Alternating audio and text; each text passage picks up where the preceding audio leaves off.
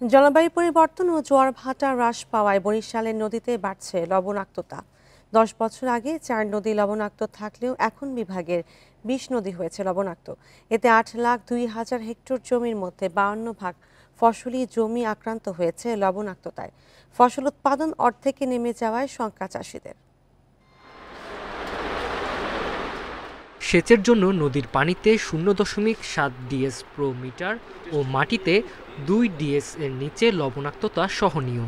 তবে বরিশাল মৃত্তিকা ইনস্টিটিউটের গবেষণায় এসেছে ভয়াবহ তথ্য। পানিতে 15 থেকে 20 ডিএস পার মিটার ও মাটিতে 25 ডিএস পার মিটার লবণাক্ততা পাওয়া গেছে। উষ্ণতার কারণে লবণ পানি ঢুকে যাচ্ছে।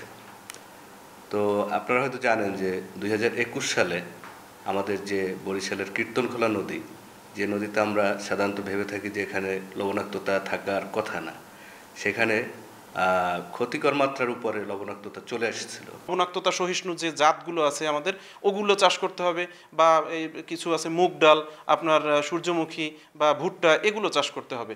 আর এরপর যদি 10 বা 12 ক্রস করে, তখন কিন্তু আসলে আমাদের জমিগুলো কিন্তু ফসল চাষের অনুপযোগী হয়ে যায়। 10 বছর আগে আন্ধারমানিক, বিষখালী সহ 4টি নদীতে শুকনো মৌসুমে লবণাক্ততা পাওয়া যায়। তবে বর্তমানে কীর্তনখোলা, ভোলার একাংশ সহ 20টি নদীর পানিতে লবণাক্ততার পাওয়ার তথ্য উঠে এসেছে গবেষণায়। এতে ফসল উৎপাদন কমে যাওয়ার শঙ্কায় এই 20 নদীর পাড়ের চাষিরা। ফসলের জমিতে লবণাক্ততার বিষয়টি স্বীকার করেছে কৃষি বিভাগ। আর বৈজ্ঞানিক কর্মকর্তা বলছেন, পরীক্ষার জন্য মাটি ও পানির নমুনা নেওয়া হয়েছে। যদি বৃষ্টিপাতের পরিমাণ বেশি হয় তাহলে হয়তো লবণাক্ততার পরিমাণ কিছুটা কমে।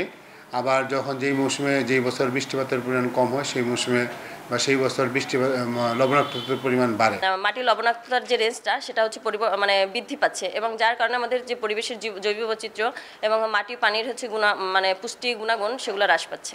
বরিশাল বিভাগে 8,02,000 হেক্টর জমির মধ্যে 4,15,000 হেক্টর জমিতে লবণাক্ততা পাওয়া গেছে।